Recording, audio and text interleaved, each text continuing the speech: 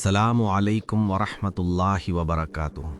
کیا آپ نے کبھی سوچا ہے کہ حج کا عظیم ثواب، اس کی برکتیں کیا آپ کو گھر بیٹھے مل سکتی ہیں؟ حج فرض مقدس اور رکن اسلام ہے۔ اس کی فضیلت، اس کا اجر لا انتہا ہے، لیکن شریعت محمدی صلی اللہ علیہ وسلم میں اللہ تعالیٰ نے امت کے لیے ایک نادر موقع رکھا ہے۔ یہ وہ موقع ہے جو ہر روز فجر کی نماز کے بعد طلوع آفتاب سے پہلے ہمیں میسر ہوتا ہے۔ ہمارے نبی کریم صلی اللہ علیہ وسلم کی تعلیم کے مطابق کچھ مخصوص اور بہت آسان اعمال ہیں۔ اگر یہ اعمال پابندی سے ادا کیے جائے تو انسان کو حج اور عمرہ کی مکمل جزا نصیب ہوتی ہے۔ تو وہ کون سے 9 اہم اور لازمی اعمال ہیں جو فجر کے بعد اپنے مصلی پر بیٹھ کر سر انجام دیے جا سکتے ہیں؟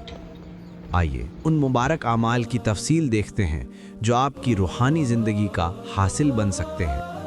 حج جیسی عظیم فضیلت حاصل کرنے کے لیے پہلا اور بنیادی عمل یہ ہے کہ فجر کی نماز جماعت کے ساتھ ادا کرنا۔ اگر آپ مرد ہیں تو یہ آپ پر لازم ہے کہ آپ مسجد تشریف لے جائیں اور فجر کی نماز جماعت کے ساتھ ادا کریں، اور اگر آپ خواتین ہیں تو اپنے گھر میں ہی نماز کو اس کے مقررہ وقت پر اور خوب توجہ کے ساتھ ادا کریں۔ احادیث میں آتا ہے کہ جس شخص نے فجر کی نماز جماعت کے ساتھ پڑھی، اس کے لیے پوری رات کی عبادت کا اجر لکھ دیا جاتا ہے۔ اس عمل کی فضیلت اور گھر بیٹھے حج کا اجر ملنے کا بنیادی ثبوت ہمارے نبی کریم محمد صلی اللہ علیہ وسلم کی صحیح حدیث میں موجود ہے۔ یہ حدیث سنن ترمذی جلد 1 حدیث نمبر 586 میں روایت کی گئی ہے، اور اس کے الفاظ کچھ یوں ہیں: من صلی الغداۃ فی جماعت ثم قعد یذکر اللہ حتی تطلع الشمس ثم صلی رکعتین کانت لہ کاجر حجۃ و عمرۃ تامۃ تامۃ تامۃ۔ معنی اور مفہوم: جس شخص نے فجر کی نماز جماعت کے ساتھ ادا کی، پھر وہیں بیٹھ کر اللہ کا ذکر کرتا رہا یہاں تک کہ سورج نکل آئے، اور اس کے بعد اس نے 2 رکعت نماز یعنی نماز اشراق ادا کی، تو اس کے لیے پورے حج اور عمرہ کا ثواب لکھ دیا جاتا ہے۔ مکمل مکمل مکمل۔ اس حدیث سے یہ بات یقینی ہو جاتی ہے کہ حج جیسا ثواب حاصل کرنے کے لیے یہ پہلا قدم فجر کو جماعت کے ساتھ پڑھنا اور مصلی پر بیٹھ کر ذکر کرنا دلیل سے ثابت ہے۔ اگلے اعمال اسی مضبوط بنیاد پر مبنی ہیں۔ دوسرا عمل، پہلا قدم فجر کی نماز جماعت کے ساتھ ادا کرنا تھا۔ دوسرا عمل یہ ہے کہ نماز سے فارغ ہونے کے بعد آپ اسی جگہ قائم رہیں اور طلوع آفتاب تک اپنے آپ کو ذکر الہی میں مشغول رکھیں۔ اس دوران نہ کوئی دنیاوی بات چیت، نہ کوئی فضول مشغلہ، آپ کو پوری توجہ کے ساتھ صرف اللہ کا ذکر کرنا ہے۔ ذکر الہی میں کیا شامل ہے؟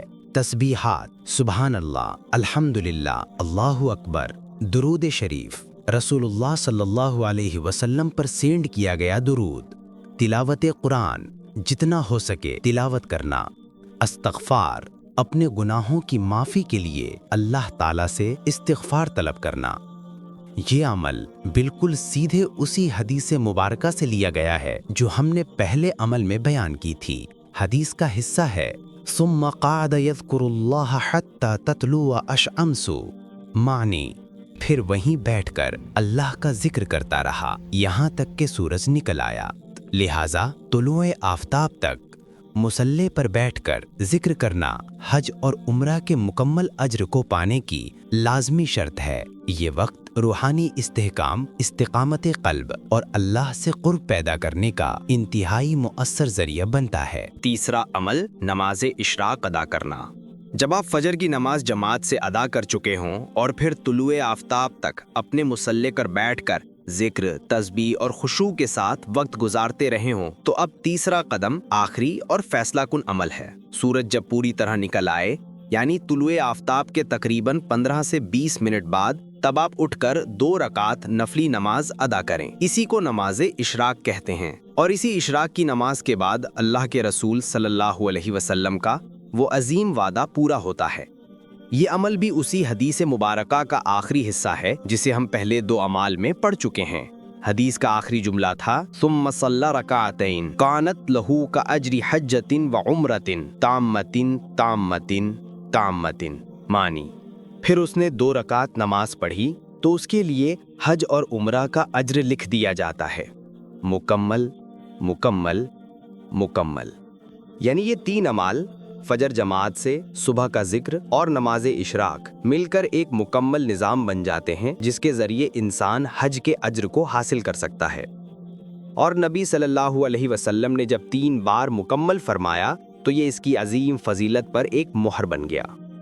चौथा अमल, जिक्र इलाही का वक्त फज्र के बाद से इशराक तक होता है, जैसा कि हमने दूसरे अमल में समझा था। लेकिन इस वक्त में सिर्फ आम तस्बीहात ही नहीं बल्कि वो मसनून दुआएं और ख़ास अज़कार पढ़ने चाहिए जो हमारे नबी करीम सल्लल्लाहु अलैहि वसल्लम से साबित हैं। सुबह के वक्त की इन मसनून दुआओं की अपनी एक ख़ास रूहानियत होती है। ये दुआएं इंसान के दिल को सुकून देती हैं और पूरे दिन को अल्लाह की हिफाजत, रहमत और बरकत में लपेट लेती हैं। मिसाल के तौर पर आयतुल कुर्सी पढ़ना, सूरह इखलास, सूरह फलक और सूरह नास 3-3 मरतबा पढ़ना, और वो मशहूर दुआ अल्लाहुम्मा इन्नी अस्अलुका इल्मन नाफिअन व रिज़्क़न तय्यिबा व अमलन मुतक़ब्बला। ऐ अल्लाह, मैं तुझसे नफ़ा देने वाला इल्म, पाक रिज़्क़ और कबूल होने वाले अमल का सवाल करता हूँ। इन ख़ास अज़कार को अपनाने से आप इशराक तक के ज़िक्र की रूहानी क़ुव्वत को 2 गुना कर लेते हैं और इस तरह हज के अज्र की तरफ आपका सफ़र और भी मुस्तहकम और भी नूरानी हो जाता है।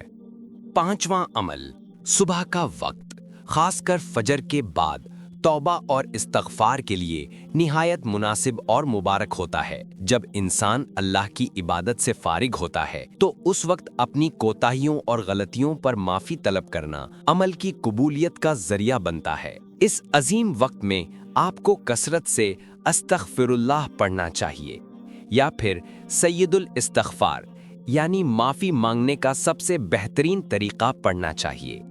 हदीस में फ़जीलत, हमारे नबी करीम सल्लल्लाहु अलैहि वसल्लम ने फरमाया, जो शख्स पाबंदी से इस्तग़फ़ार करता है अल्लाह ताला उसके लिए हर तंगदस्ती से निकलने का रास्ता पैदा फरमा देते हैं, हर गम से निजात देते हैं और उसे वहाँ से रिज़्क़ अता करते हैं जहाँ से उसने कभी सोचा भी न हो।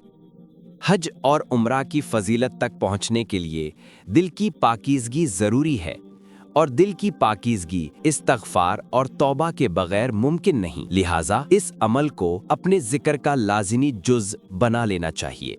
6वां अमल, फजर से इशराक तक का वक्त जिसे हमने ज़िक्र और इबादत के लिए मखसूस किया है, ये इल्म हासिल करने के लिए भी निहायत मुबारक है। इस वक्त में आप थोड़ा वक्त कुरान की तफसीर पढ़ने में या हदीस के मुताल्ला स्टडी में या किसी दीनी किताबी सबक को सुनने में लगा सकते हैं।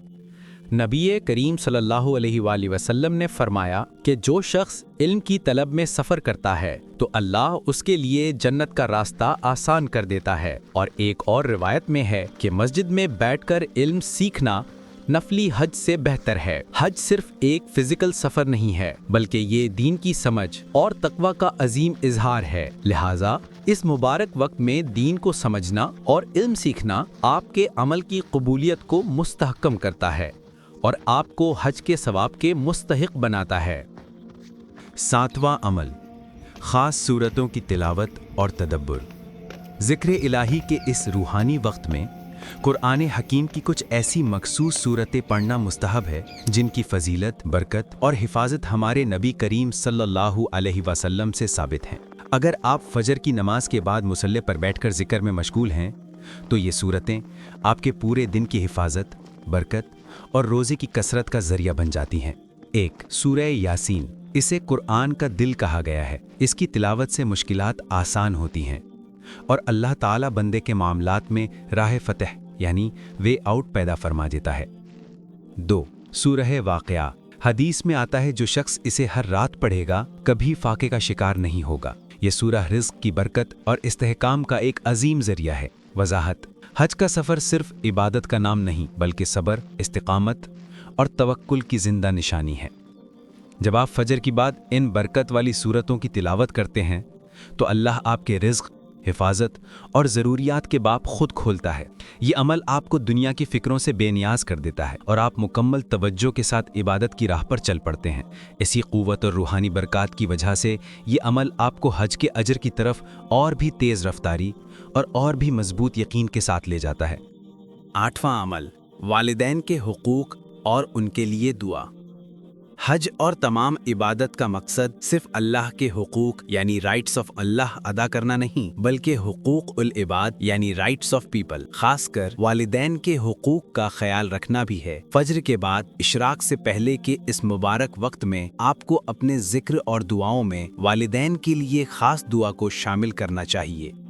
اگر والدین حیات یعنی الائیو ہیں تو ان کی خدمت اور فرما برداری کی نیت مستحکم کریں۔ اگر وہ اس دنیا سے پردہ فرما چکے ہیں تو ان کے لیے مغفرت اور بلند درجات کی دعا مانگیں۔ نبی کریم صلی اللہ علیہ وسلم نے والدین کے ساتھ حسن سلوک کو جہاد اور حج کے برابر درجہ دیا ہے۔ ایک صحابی رضی اللہ عنہ نے جب جہاد پر جانے کی اجازت طلب کی اور ان کی والدہ حیات تھیں تو آپ صلی اللہ علیہ وسلم نے فرمایا، جا ان کی خدمت کر، اس میں تیرے لیے حج اور عمرہ ہے۔ یعنی لہٰذا حج کا اجر حاصل کرنے کے لیے والدین کے حقوق اور ان کے لیے کی گئی دعا نہایت اہم جز یعنی ایکسٹریملی امپورٹنٹ پارٹ ہے، کیونکہ بہترین عبادت وہ ہے جو اللہ کے حقوق اور حقوق العباد دونوں کو پورا کرے۔ 9واں عمل، صبح کے وقت صدقہ اور خیرات۔ حج کا سفر صرف جسمانی عبادت کا نام نہیں، بلکہ اس میں مالی قربانی، مال کو اللہ کی راہ میں نکالنا ایک بنیادی حصہ ہے۔ اسی لیے حج کے اجر کی روحانیت حاصل کرنے کے لیے صدقہ اور خیرات کا عمل نہایت اہم مقام رکھتا ہے۔